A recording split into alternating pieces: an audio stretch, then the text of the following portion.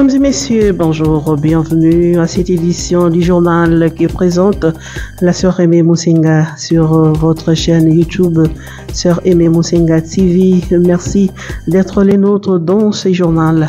Tout de suite pour vous informer.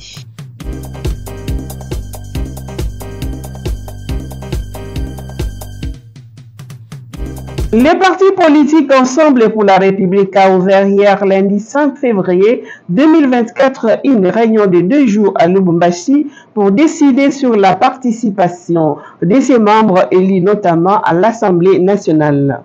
Il s'agit d'une réunion des comités directeurs qui est élargie au comité des sages, personnalités et députés. Il s'est de rappeler que les partis chers à Moïse Katumbi avaient annoncé cette réunion avant toute participation aux travaux de l'Assemblée nationale qui est en cours d'installation.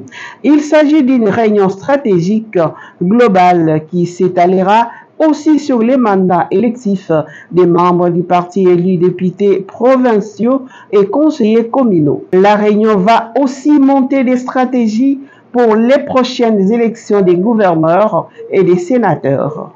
Il est à noter que la décision du parti est attendue ce mardi 6 février 2024 à l'issue des travaux.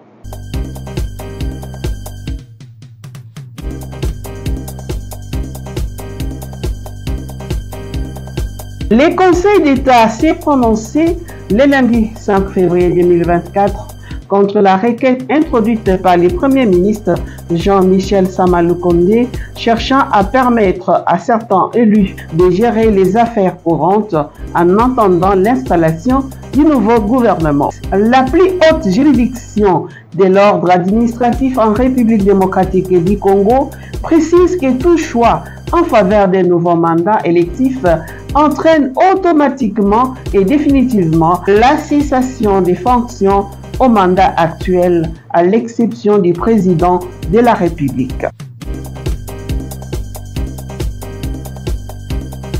Le président Félix Tshisekedi a réuni le lundi 5 février 2024 dans la soirée le Conseil supérieur de la défense pour évoquer des questions sécuritaires à travers les pays, notamment au Nord Kivu. Le rapporte Jean-Pierre Bemba, vice-premier ministre, ministre de la Défense nationale. Au micro de Meshak Lofaka. Le président de la République démocratique du Congo, Félix Antoine Tshisekedi Tshilombo, a convoqué le Conseil supérieur de la défense le lundi 5 février 2023 en soirée pour discuter des questions sécuritaires à travers les pays, notamment dans la région du Nord. Selon Jean-Pierre Bemba, vice-premier ministre et ministre de la Défense nationale, des mesures sont prises pour empêcher la chute de la ville de Goma. L'armée s'efforce également de reprendre le contrôle de toutes les localités occupées par les forces rwandaises.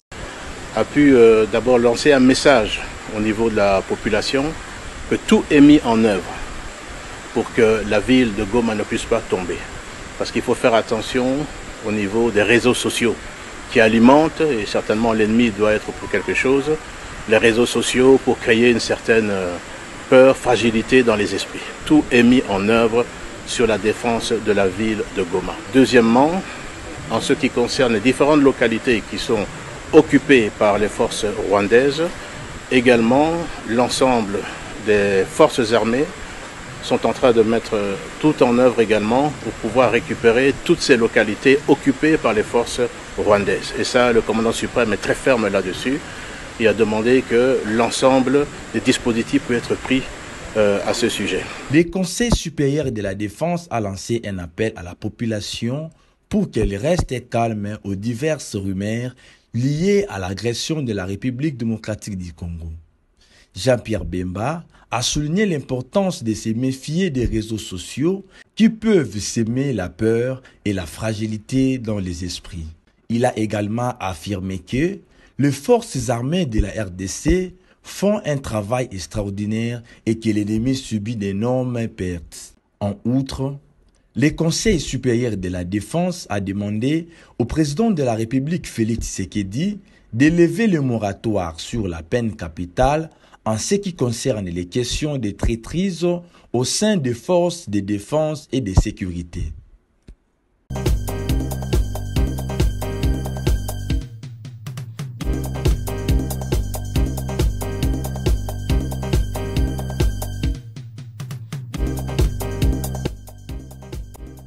La Cour militaire a poursuivi le lundi 5 février 2024 l'affaire Salomon Kalonda Idi en audience foraine à la prison militaire d'Indolo.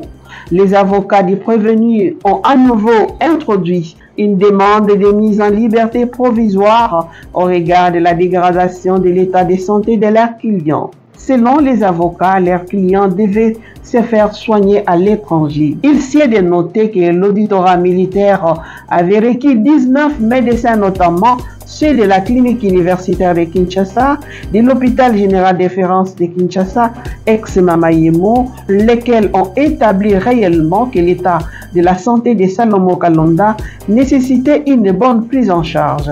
Plusieurs demandes de mise en liberté provisoire ont été rejetées par la Cour militaire. Entre-temps, le prévenu est toujours hospitalisé dans une installation sanitaire à Kinshasa.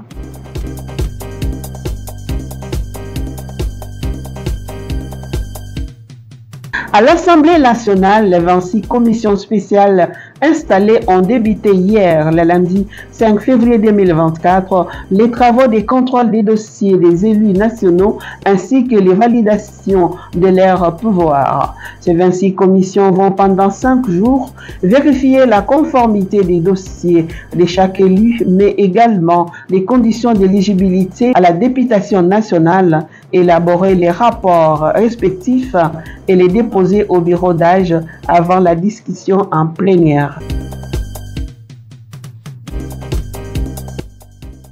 Ouverture de la session extraordinaire à l'Assemblée provinciale d'Ilo-Alaba, marquant le lancement de la nouvelle législature 2024-2028. Les nouveaux élus provinciaux ont répondu à l'invitation pour cette séance plénière inaugurale. Le bureau provisoire qui sera chapeauté par l'honorable Mathieu Kazembe, doyen d'âge, et des secrétaires a été constitué. Au sorti de cette séance, l'honorable Jean-Pierre Kalenga s'est exprimé au micro d'Emmanuel Mutombo. Je suis très content. En fait, c'est le couronnement d'un effort. Nous avons commencé en moins d'une année, nous avons gravi ce que nous avons fait. Donc pour nous, c'est un sentiment de joie. Mais nous profitons aussi pour remercier tous ceux-là qui nous ont accompagnés. Nous remercions notre base, je dirais une base qui est naturelle, qui nous a accompagnés du début jusqu'à la fin. Nous n'oublions pas aussi notre autorité morale, le chef de notre regroupement, nous remercions, sans oublier le président de la République qui a matérialisé les élections le 20 décembre, qui nous a permis aujourd'hui de savourer cette victoire. Et dès le premier jour, après cette validation ici, nous nous mettons déjà au travail. Pas seulement pour Mouchacha, mais comme le président provisoire l'a dit, c'est pour toute la province du Lualaba. Donc nous nous mettons déjà au travail. Nous devons voir ce qu'il y a à faire. Nous allons le faire avec diligemment afin de répondre aux attentes.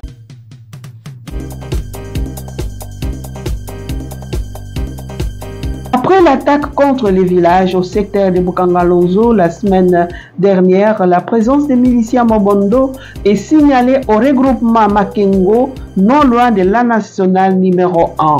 Ces assaillants y ont érigé des barrières à l'entrée des villages et rançonnent les villageois qui ne savent plus s'émouvoir librement. Une barrière est érigée à l'entrée des villages de Kabumba par les miliciens qui tentent d'avoir les contrôles des villages supplémentaires, selon le ministre provincial de la Justice et porte-parole du gouvernement provincial du Congo.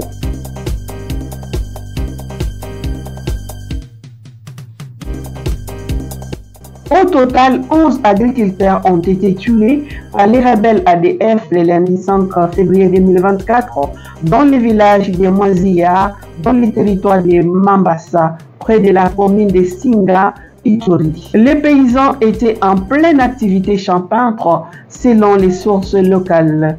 L'attaque a eu lieu dans la matinée. Les victimes ont été achevées à coups de machette. Les violences ont pris de l'ampleur dans la région. La société civile de l'Ituri signale plus ou moins 80 personnes ont été tuées depuis janvier dernier, dont 24 attaques des combattants ADF.